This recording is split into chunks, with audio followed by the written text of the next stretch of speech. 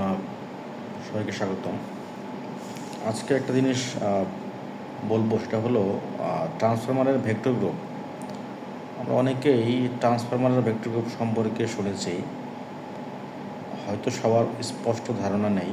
আজকে আমি এই বিষয়টা ব্যাখ্যা করব। আমরা অনেক সময় ট্রান্সফরমারের নেম প্লেটে দেখে থাকি যে লেখা আছে DYN11, আবার কিছু কিছু ট্রান্সফরমারের নেম প্লেটে লেখা আছে DYN1। আসলে এটা কী জিনিস, এটা ব্যাখ্যা করতে হলে আগে পুরোটা মিনিংটা বুঝে নেই। ডি হলো ট্রান্সফরমারের প্রাইমারি ডেল্টা উইন্ডিংকে ডিনোট করে, ওয়াই স্টার পয়েন্টকে ডিনোট করে, আর এন হলো রেফারেন্সকে ডিনোট করে, আর 11 বা 1 এটা হলো ঘড়ির কাটার নাম্বারকে ডিনোট করে। আমরা ঘড়ির কাটার মধ্যে 12টি ডায়াল রয়েছে। 360 ডিগ্রিকে 12 দিয়ে ভাগ করলে প্রতি ঘন্টায় আসে 30 ডিগ্রি।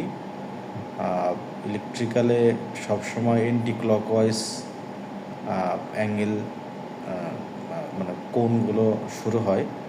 তো 12টা যদি আমি রেফারেন্স হিসাবে ধরি, তাহলে 11টার ডিস্টেন্স হলো 30 ডিগ্রি।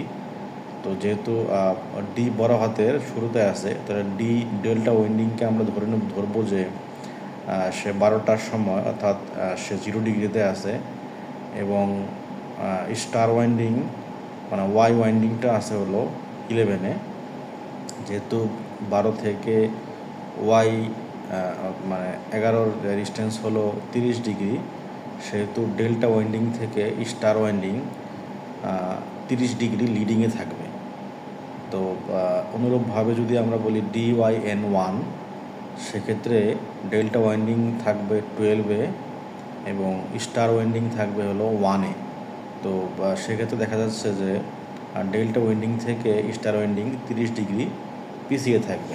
কিভাবে কানেকশন করলে DYN11 হবে, কিভাবে কানেকশন করলে DYN1 হবে, সে বিষয়ে একটি বিস্তারিত ভিডিও আমি নিয়ে আসবো।